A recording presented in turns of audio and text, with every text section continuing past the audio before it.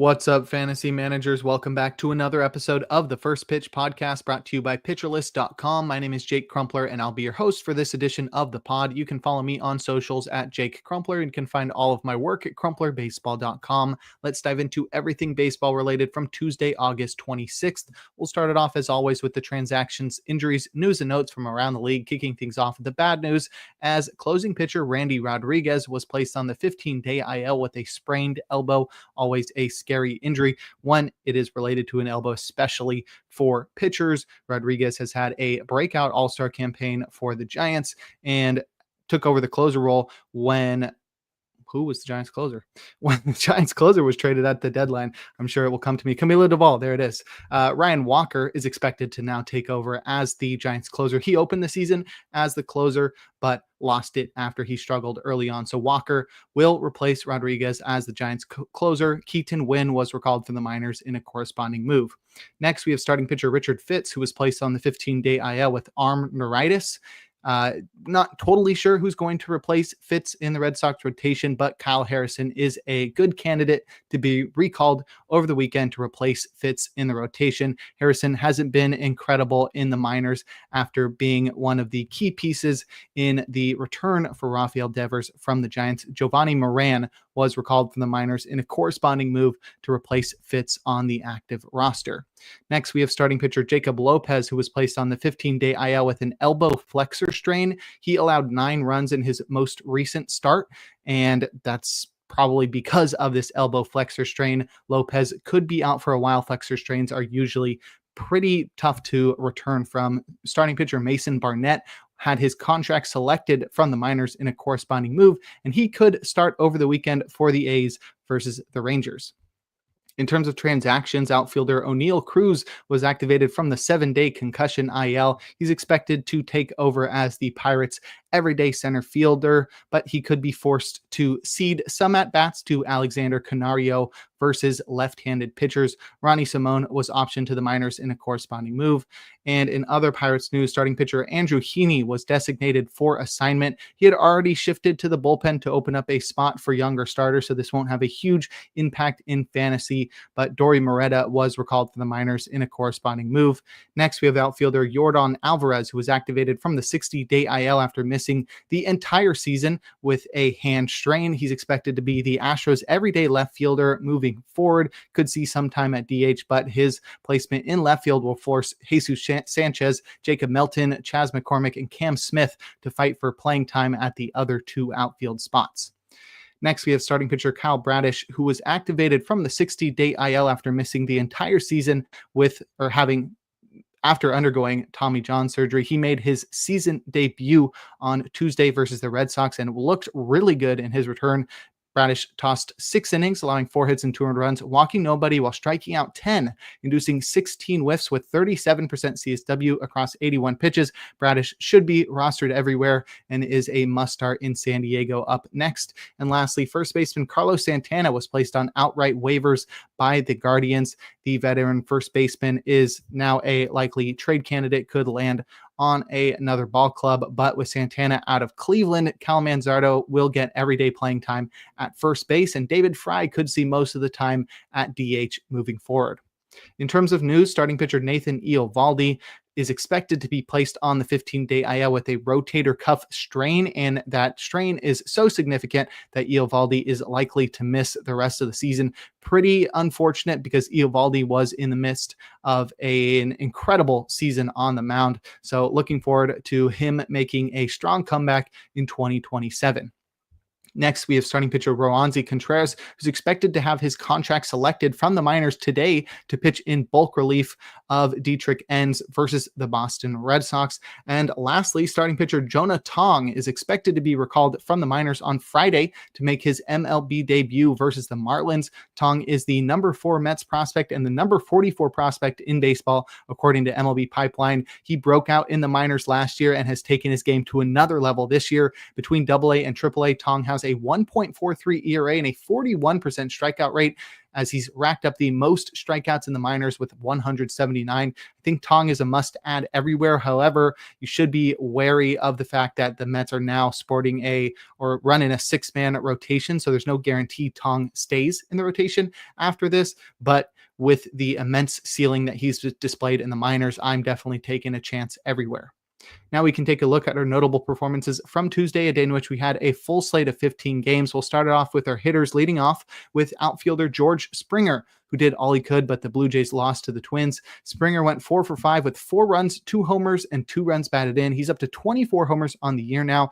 Both of his homers on Tuesday were bombs. The first one went 433 feet at 113 miles per hour. The second one went 445 feet at 112 miles per hour. And at 35 years old, Springer is putting up one of the best offensive seasons of his career with a WRC plus north of 150, a 929 OPS, and a 0.65 walk to strikeout ratio. That is the best of his career. Springer's 2025 can really only be surpassed by his impressive 39 homer 2019 campaign that was definitely influenced by a juiced ball that year. So there's something to be said, or there's an argument to be made that Springer's 2025 is the best season of his career, at least from an offensive standpoint. And it's not only impressive that he's doing it at this age after seemingly declining for the past few years, but also that it's fully supported by impressive batted ball metrics, including a 15% barrel rate and a 45% hard hit rate. And to top things off, Springer has reincorporated the stolen base into his game over the past few years.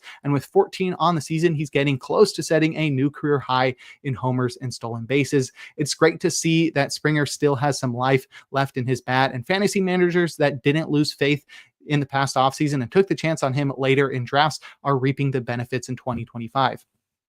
Lastly, we've got second baseman David Hamilton, who helped the Red Sox to win in Baltimore, going 2 for 3 with a run, a home run, and 3 runs batted in. It was his 4th homer of the year, and it traveled 364 feet at 103 miles per hour. Hamilton has had brief spurts of manning the keystone position for the Red Sox this year. He's in the middle of one of those stints on the strong side of a platoon and is doing his best to secure a roster spot ahead of Boston's inevitable playoff run. Unfortunately for fantasy managers, I'm not expecting Hamilton to be a significant offensive contributor moving forward. He's more of a defense and speed guy anyway, and I think last year's 94 WRC plus and 33 steals will be his peak. He's currently batting under 200 and hasn't shown much pop at the plate outside of the homer yesterday. If you're desperate for steals, Hamilton may be worth rostering in deep leagues while he's getting playing time.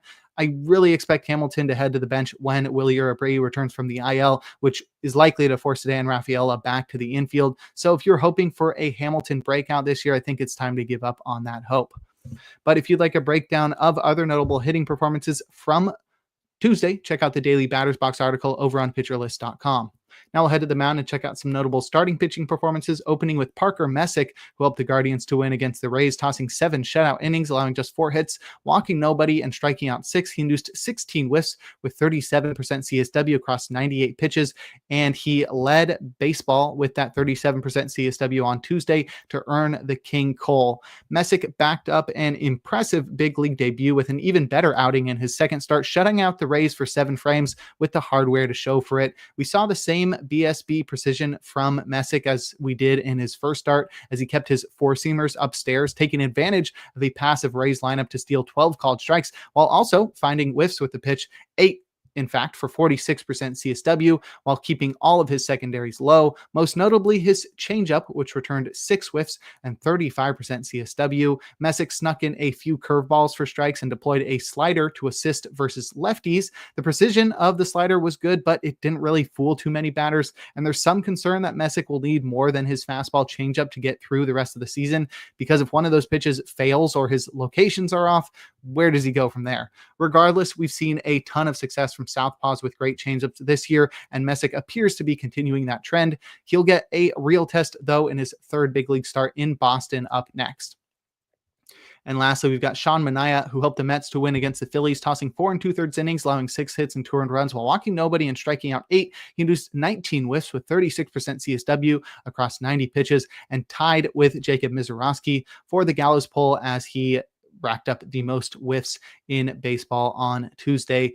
Manaea, it's been a tough season for him this year as he spent the first few months on the IL and then struggled across his past 4 starts, allowing at least 4 runs in each of them. But his ability to find whiffs with his sweeper and strikes with his fastball while neutralizing righties with his changeup suggested that he deserved better than the results. That was the case again on Tuesday as Manaea racked up 11 whiffs with his sweeper, pumped in his heater for 72% strikes, and returned 43% CSW on his changeup to righties. But with a whopping 22 foul balls inflating his pitch count, Manaea was unable to escape the 5th. I'm still a believer in Manaea. The whiffs and strikes point to a pitcher who will be much more successful moving forward, so I'm not worried about starting him in Detroit up next. But if you'd like a breakdown of every single start from Tuesday, give the Plus Pitch podcast a listen and check out Nick's daily SP roundup over on pitcherlist.com. Now we'll head to the bullpen and check out the relievers that got saves and the closers that pitched outside of save situations or blew their saves, starting with the former Cade Smith that recorded his 8th save with a scoreless 9th. Justin Topa worked around a run for his 4th save. Carlos Estevez recorded his AL leading and tied for the MLB lead 35th save with a perfect 9th.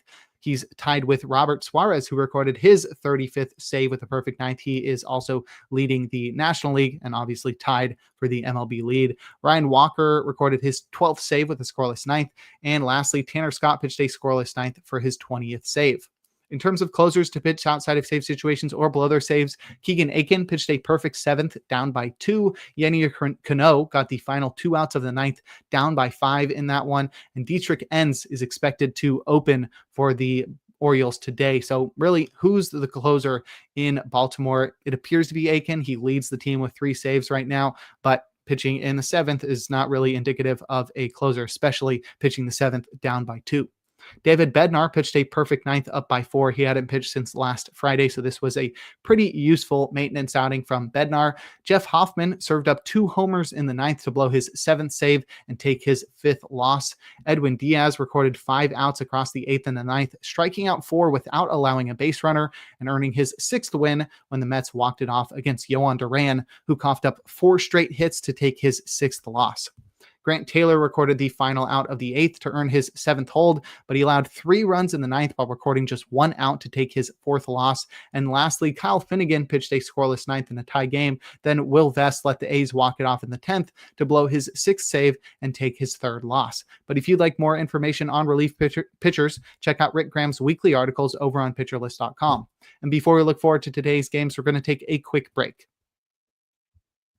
Now we'll look forward to Wednesday, August 27th, a day in which we'll have a full slate of 15 games. My matchup of the day is Bryan Woo versus Yu Darvish. Darvish just took down the Dodgers in back-to-back starts and has been looking much better this year after a slow start to the season. And also, Darvish is just one of the best pitchers to watch. I mean, he's been so great throughout his career, especially if you include the body of work that he had in Japan. Darvish is honestly one of the best pitchers of all time. I'll go that far. And then Bryan Woo on the other side has been incredible this year. I'm pretty sure at least 6 innings and like 3 earned runs or less in every single start this year, something crazy like that. He's been off the hook, off the chains this year. Bryan Woo, super fun to watch. And apparently there's some girl from my high school that's dating him right now. So I don't know. That's pretty wild connection there. So rooting for Bryan Woo to have some success and rooting for Darvish to continue his illustrious career. In terms of probable starters, we've got 5 guys in the auto starts tier, including Bryan Woo. We've also got Framber Valdez versus the Rockies, Max Fried versus the Nationals, Sonny Gray versus the Pirates, and Shohei Ohtani versus the Reds. Our probably starts tier has 8 guys, and that's where we'll find our streamer of the day in Colin Ray as he takes on the Giants in San Francisco. Ray has been pretty solid for the Cubs this year. He is a Toby, but he's somebody that can find success against mediocre offenses, and that is what the Giants employ. I'd also keep an eye out for Ryan Bergert in Chicago against the White Sox. He's not really a household name acquired by the Royals from the Padres at the trade deadline, but regardless, Bergert has found success throughout the season. He hasn't allowed more than 3 earned runs in any outing this year. So if you're looking for somebody to give you a shot at a quality start or a win, Ryan Bergert is your best option of the available choices.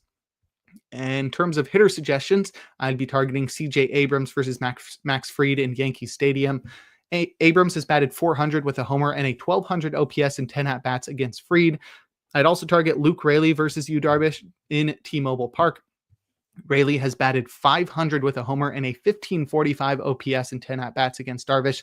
I'd also look at Pete Alonso versus Taijuan Walker in Citi Field. Alonso has batted .278 with 3 homers and a .1270 OPS in 18 at-bats against Walker.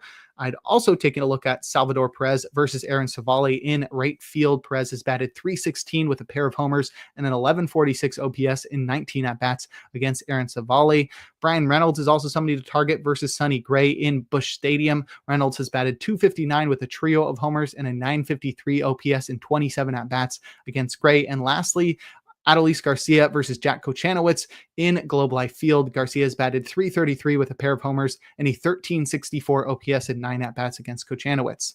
And now we'll close things out with our relievers to watch. Unfortunately, not many to watch, as every single closer should be available on Wednesday. So that'll do it for today's episode of the First Pitch Podcast. Make sure to head on over to pitcherlist.com to check out all of the great articles and features we have on the site. Sign up for PL Plus or PL Pro to gain access to the Discord and to support the Pitcher List staff. You can follow me on socials at Jake Crumpler. Tune in live on YouTube tomorrow and every day for a new installment of the podcast. And make sure to enjoy the day, as we are blessed with another day of baseball.